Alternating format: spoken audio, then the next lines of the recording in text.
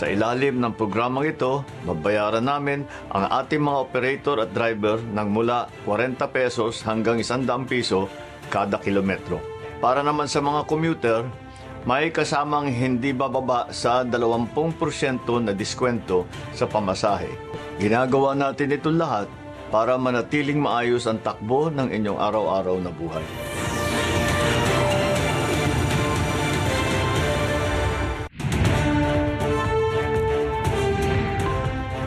Tonight's headlines: aside from service contracting scheme and fare discount, Marcos administration will grant 10 pesos per liter fuel subsidy for PUV drivers. Up to 3 pesos per liter rollback on diesel and 1 peso on gasoline seen next week following the ceasefire deal between Iran and the U.S. Israel attacks Lebanon, killing at least 200 people and injuring 1,000 more. And Philippines commemorates the Day of Valor, honoring Filipino and American soldiers during the fall of Bataan. All these and more, here on 13 News. Good evening, I am William Thio. We are bringing you the day's top stories that shape the country, straightforward, clear, and concise. I'm Angela C. Under one flag with 3 mandates to inform, explain, and empower the nation. This is 13 News.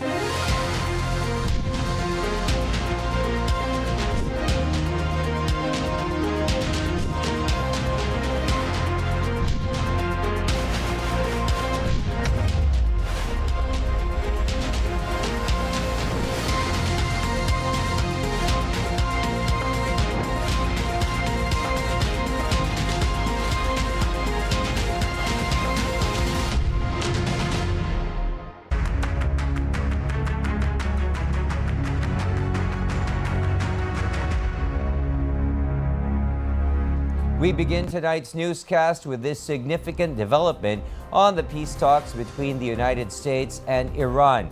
Pakistan has put a 3-kilometer zone in Islamabad on lockdown, with U.S. and Iranian delegates expected to stay inside the Serena Hotel until Sunday. The action was made following the massive Israeli airstrikes across Lebanon, killing hundreds of people and injuring 1,000 more. The attacks resulted in contradicting statements made by Iran and the U.S. about ceasefire agreements. We have more of this report from CJ Reyes.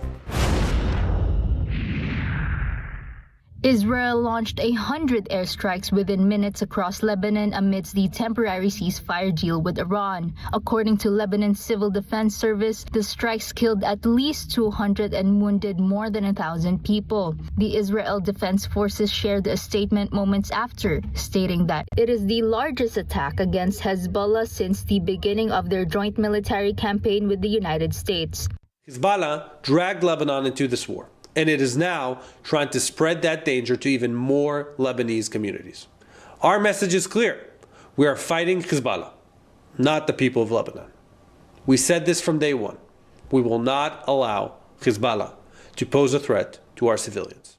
The IDF also announced a few hours after the strikes that they have killed the nephew and personal secretary of Hezbollah's chief, Ali Yusuf Harshi. Israeli Prime Minister Benjamin Netanyahu clarified that the temporary ceasefire in Iran will not include Hezbollah, and Israel will continue to strike them with all their might. Meanwhile, Iran's parliamentary speaker Mohammad Bagher Ghalibaf released a statement following the attacks, accusing the U.S. of non-compliance with the ceasefire deal.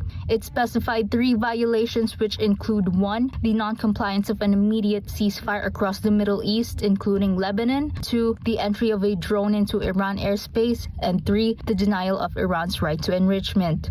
White House Press Secretary Caroline Leavitt retaliated, saying, quote, Iran's 10-point plan was fundamentally unserious, unacceptable, and completely discarded. It was literally thrown in the garbage by President Trump and his negotiating team, unquote. She also claimed that the original deal published by Iran is not the ceasefire's basis and that Lebanon is not part of it. And the idea that President Trump would ever accept an Iranian wish list as a deal is completely absurd. The president will only make a deal that serves in the best interests of the United States of America, and he as a negotiating team will focus on this effort over the next 2 weeks, so long as the Strait of Hormuz remains open with no limitations or delays.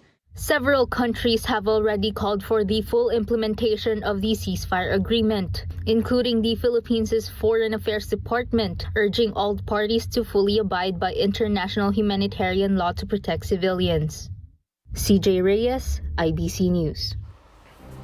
While prices of diesel and gasoline may ease in the coming week, President Ferdinand Marcos Jr. announced the launch of the nationwide service contracting program, a 10 peso per liter fuel subsidy for PUV drivers. Commuters on selected routes will also receive a 20% fare discount as part of the administration's efforts amid the impact of higher oil prices. Patrick Gupo files this report. Based on world market from April 6 to 8, diesel prices may go down by up to 3 pesos and 40 centavos per liter, while gasoline could see a 1 peso per liter reduction. This is due to the temporary ceasefire between the US and Iran. However, these estimates are not final as there is still one trading day left this week. As part of the government response, President Ferdinand R. Marcos Jr. announced tonight the rollout of the nationwide service contracting program. The Department of Transportation will begin the launch on April 15, covering around 50,000 PUVs, 1,000 operators, and an estimated 15 million passengers nationwide. Sa ilalim ng programang ito, babayaran namin ang ating mga operator at driver ng mula 40 pesos hanggang 100 piso kada kilometro. Dagdag ito sa kanilang kita mula sa pamasahe. This initiative will be implemented during off-peak hours to ensure that commuters still have transportation options even outside rush hour. All participating vehicles will be equipped with GPS monitoring to ensure that trips are legitimate and services are running smoothly. A fuel subsidy of 10 pesos per liter will also be implemented for PUVs with a maximum of 150 liters per week for the next 3 months. Sisimulan muna natin ito sa NCR sa susunod na linggo. Una sa Commonwealth, palalawakin natin ito sa mga susunod na araw sa Quezon Avenue, Espanya, Zapote, A. Bonifacio, Rizal at Marcos Highway hanggang mapalawak natin ito sa buong bansa. Commuters on selected routes will also receive a 20% fare discount. Mahalaga ito dahil hindi lang transport cost ang tinutugunan natin. Pinipigilan din natin ang pagtaas ng presyo ng pagkain at iba pang pangunahing bilihin. Ginagawa natin ito lahat para manatiling maayos ang takbo ng inyong araw-araw na buhay. Ang bawat desisyon na ginagawa natin ay may isang layunin lamang, maprotektahan ang Pilipino. Aside from this, the government has also set aside 238 billion pesos to help cushion the impact of higher oil prices. According to the Department of Budget and Management, the funds will cover fuel subsidies for the transport sector, as well as aid for farmers, fisherfolk, and health services. The DBM will also enforce a 20% cut in non-essential government operating expenses, including travel, power use, and other administrative costs, with projected savings of up to 25.6 billion pesos this year. Malacanang also announced an 8 billion peso lifeline fund for the country's 42,000 barangays with 200,000 pesos each to help communities respond to the impact of the Middle East crisis. For now, while the possible rollback offers some relief at the pump, the government says its broader response will remain in place to protect Filipinos from the continuing impact of global oil instability. Patrick Gupo, IBC News. Around 3,000 tricycle drivers in Rojas City, Capiz has received 5,000 pesos each as part of the fuel subsidy program of the Department of Social Welfare and Development amid the oil price hike. Rojas City LGU expressed its gratitude to the program and said tricycle drivers are in need of direct support, being the first to be hit by fuel price hikes. As of tonight, more than 200,000 drivers nationwide have already received the cash aid, according to the DSWD. It is now preparing for a second tranche and is studying digital systems to make future distribution more efficient. Meanwhile, the Iloilo City government has also launched a distribution of fuel subsidy coupons for jeepney drivers. Over 1,000 beneficiaries have received 1,500 pesos worth of fuel support. In commemoration of the Day of Valor, President Ferdinand Marcos Jr. led the wreath-laying to honor Filipino and American fallen soldiers at the National Shrine in Bataan. War veterans, soldiers, government officials, and youth-led groups across the country also gathered to pay tribute. Harley Valbuena reports.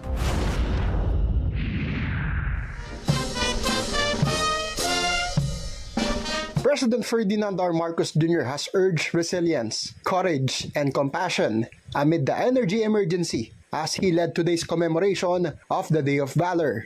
In a ceremony at the Mount Samat National Shrine in Bataan, marking the fall of Bataan on April 9, 1942, the President laid a wreath at the Dambana ng Kagitingan, honoring the thousands of Filipino and American soldiers who fought bravely but surrendered to the Japanese invaders. The Chief Executive acknowledged the profound sacrifices made by the post-war veterans in service to the nation. You are the embodiments of strength and enduring symbols of what it means to serve something greater than yourself. No tribute can ever equal the debt that we owe you. But let this gathering stand as a promise that your service will never be forgotten. Several veterans also shared messages for the younger generation. Pagkakaisa talaga kailangan para umunlad ang ating minamahal na bansa. U.S. Embassy Chargé d'Affaires Robert Ewing and Japanese Ambassador Endo Kazuya also laid wreaths, reaffirming their country's commitment to continued cooperation with the Philippines. In another significant moment, the Czechoslovak memorial marker was unveiled at the Mount Samat Shrine in gratitude to Czechoslovakian soldiers who fought alongside Filipino and American forces in the Battle of Bataan. The Day of Valor was also commemorated in other parts of the country at the libingan ng mga bayani, war veterans, youth, soldiers, and government officials gathered in reverence to honor the fallen heroes. In Tuguegarao City, a freedom march was held followed by a wreath-laying ceremony to pay tribute to the heroism of the veterans. A separate commemoration took place in Alaminos City, Pangasinan to honor the sacrifices made for the country's freedom. Meanwhile, as part of the President's directive for the Day of Valor, free rides were offered at the MRT Free, with more than 32,000 passengers availed of the service. The MMDA also suspended the number coding scheme for the day. Also in celebration of the Day of Valor, artists showcased national pride during the West Philippine Sea Mural Festival 2026. The murals expressed deep love for the country, especially for the WPS. The festival will continue accepting entries until June 10. Artists can submit their works through festival's official Facebook page. Out of the entries, 100 winners will receive 30,000 pesos each, with a grand prize of 1 million pesos for the first place winner. Harley Valbuena, IBC News. The House Justice Committee will push through with its first formal hearing on the impeachment complaint against Vice President Sara Duterte on April 14. House Justice Committee Chairperson Jervil Luistro said there is currently no temporary restraining order issued by the Supreme Court, which allows the committee to continue its constitutional duty to hear the complaint. Luistro also dismissed claims from VP Sara's camp that the proceedings violate the one-year bar rule, asserting that the House has not committed any such violation. ML Party List Representative Laila De Lima said the move of VP Sara's camp appears to be a distraction, urging them to face the proceedings instead of repeatedly seeking relief from the Supreme Court. Every step of the way, questionable. Every step of the way, sa kanila, unconstitutional daw, sabi ng petitioner. Doon pa lang sa pag-refer, unconstitutional na daw kasi wala daw plenary session. Pinibigyan na nga siya ng chance. Dati umaangal sila na walang due process. Ngayon binibigyan sila ng due process. Pero bakit umiiwas pa rin sila? Mali na para sa amin yan. Ano ang iniiwasan nila? In other news, Chinese forces fired flares directly at Philippine Coast Guard aircraft during routine maritime domain awareness flights over the Kalayaan Island group of this afternoon. The incident occurred specifically at Panganiban Reef and Zamora Reefs, where the PCG was monitoring maritime activities. Chinese forces also issued radio transmissions claiming indisputable sovereignty over these areas, referring to their militarized bases claims that they have no basis in international law. PCG spokesperson for the West Philippine Sea, Commodore J. Tariela, said China is not only violating aviation safety norms, but is also endangering the lives of personnel on board. He added that these assertions serve only to mask China's expansionist agenda and repeated violations of international law. Amid this, the Philippine Air Force, in partnership with the United States Pacific Air Forces, conducted a joint flight operation at Basa Air Base in Pampanga, further strengthening coordination and operational synergy between allied forces. This is part of the Cope Thunder Philippines 26-1. The Philippine Coast Guard has officially activated a new Coast Guard district in the Kalayaan Island group to strengthen and assert the country's sovereignty in the West Philippine Sea. The activation is in line with the directive of President Ferdinand Marcos Jr. to expand Coast Guard presence in strategic areas defending the country's maritime interests and protecting Filipino fishermen. The new district is expected to serve as a key hub for maritime law, enforcement, and security operations. Senator Erwin Tulfo also visited the new district and expressed support to the PCG, vowing to push additional funding and modernization efforts.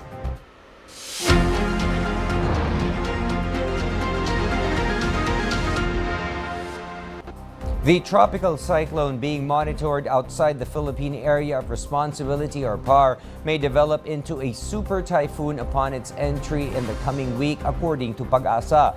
The Weather Bureau said the tropical cyclone will be named Kaloy once it enters PAR. The cyclone was last seen around 2,845 kilometers east of northeastern Mindanao. As of now, it has a low chance of making landfall and may change direction. In the meantime, Metro Manila and the rest of the country will experience partly cloudy skies with isolated rain showers due to localized thunderstorms. Up next, rescue teams find Cessna plane wreckage in Dinagat Islands as search for missing individuals continue. More stories coming when we return. This is 13 News.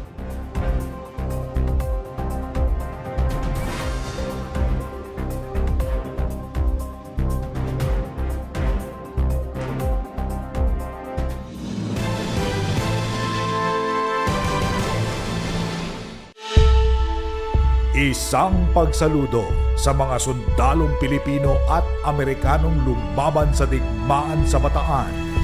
Taong 1942.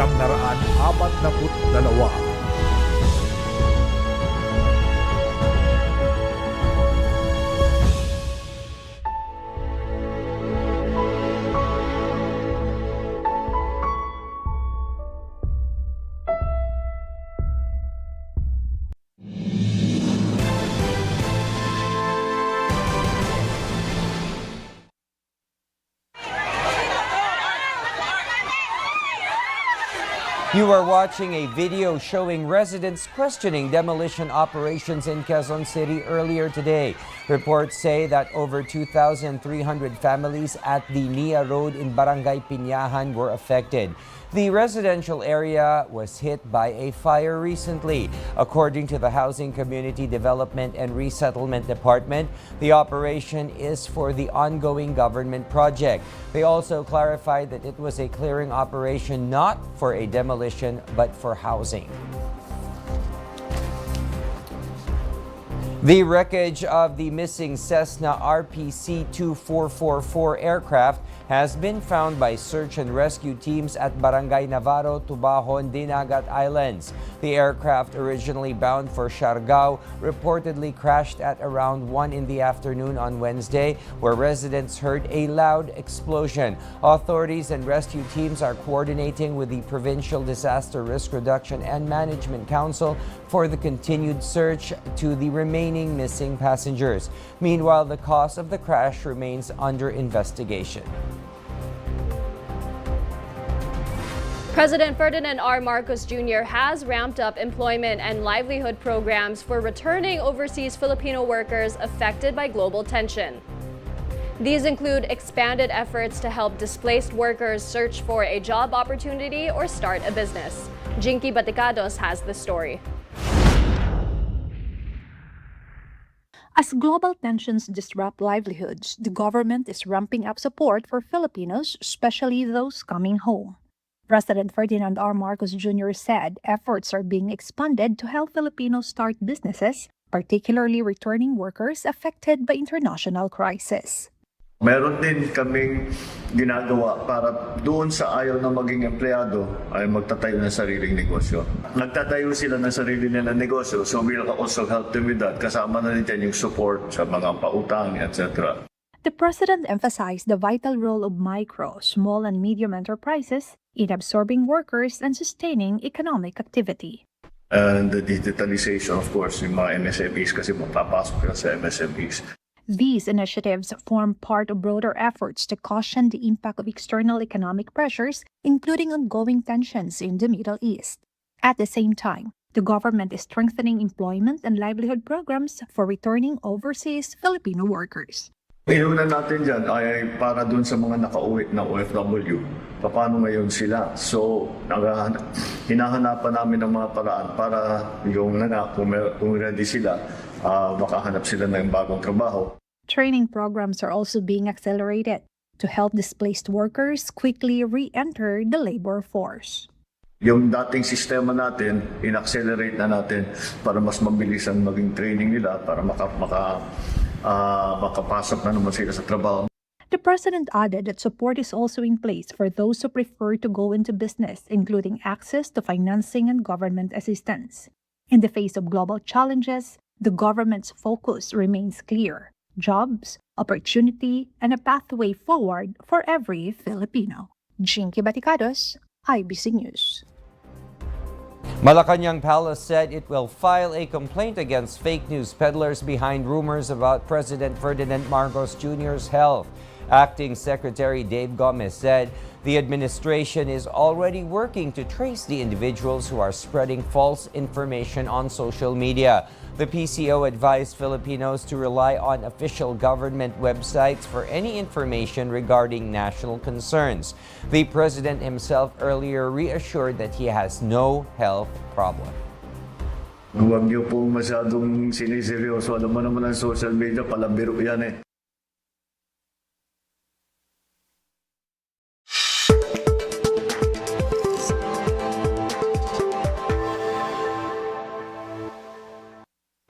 Filipino icon Ann Curtis and social media influencer turned celebrity Mimia met stars of The Devil Wears Prada 2, Anne Hathaway and Meryl Streep.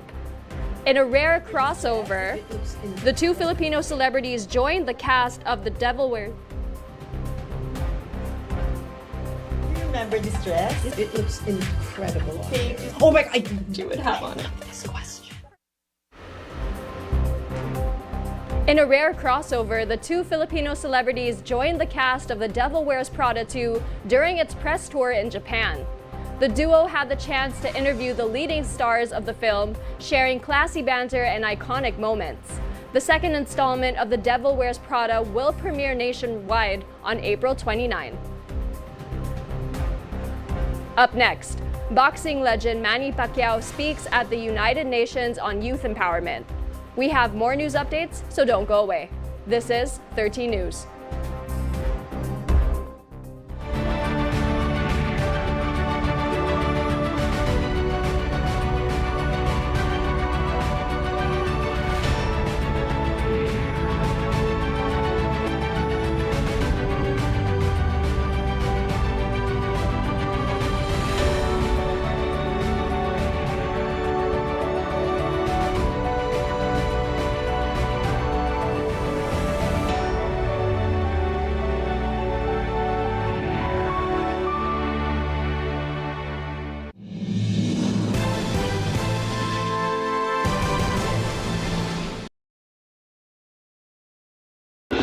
Kanilang ipinaglalaban ang tama.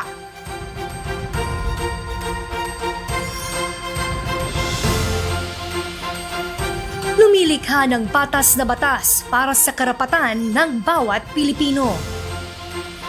Kasama si Catherine Villar, kilalanin ang mga mahahalagang tao at pangyayari sa likod ng Ang Senado ng Pilipinas. Tuwing Linggo, alas 9:30 ng umaga.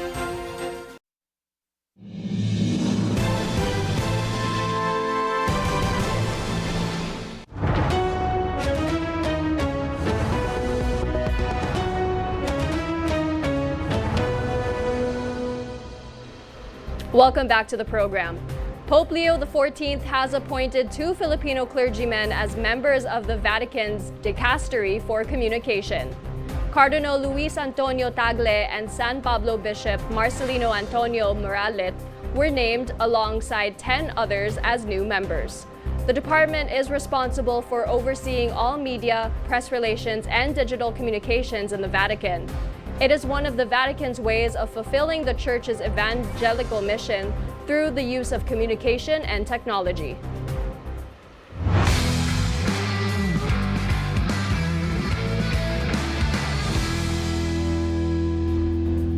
After the ceremonial first pitch at the Yankee Stadium, Filipino boxing champ Manny Pacquiao continues his U.S. journey, this time representing the Philippines in the United Nations. During the UN's Youth Empowerment and Prevention of Violent Extremism event, Pacquiao shared his life story and how sports gave him hope and direction. He emphasized the need to expand sports programs for the youth, ensuring the younger generation have access to opportunities and support for a better future.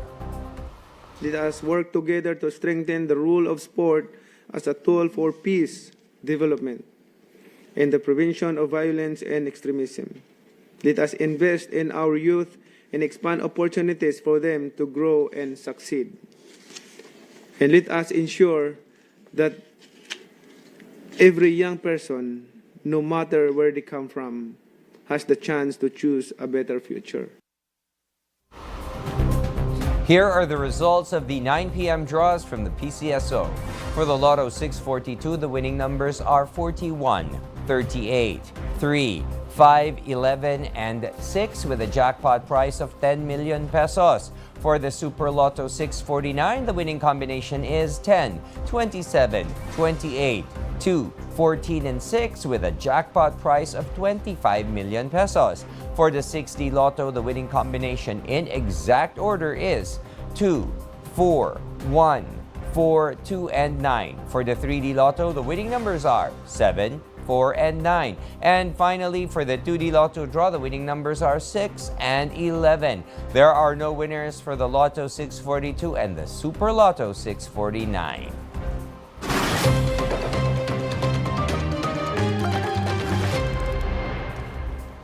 Tomorrow, the 10th of April, marks the Department of Economy, Planning and Development, or DepDev Day.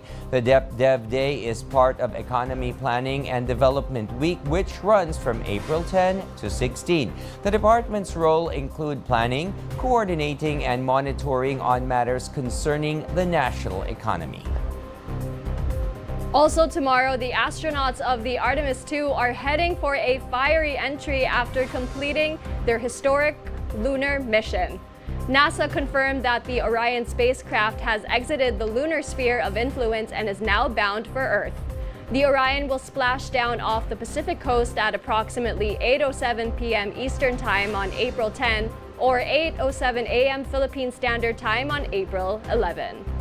I'm very excited for the astronauts to come back because if I remember reading correctly, they said that while they've been able to share more about the moon, the good stuff is still with them. And we have yet to expect. Right. It'll be more familiar, actually. And that's one of the things that I'd love to interview. After they step off, what was the experience, how they felt, because I'm sure it'd be very surreal. And I'm pretty sure they're going to be talking about this for the rest of their lives. Yes, that's true.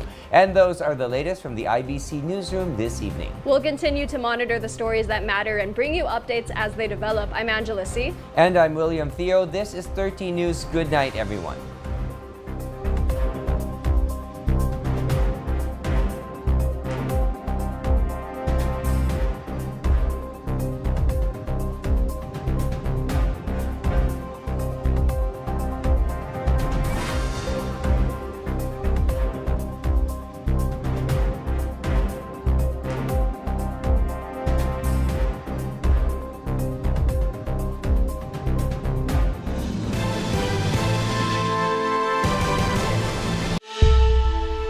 Isang pagsaludo sa mga sundalong Pilipino at Amerikanong lumaban sa digmaan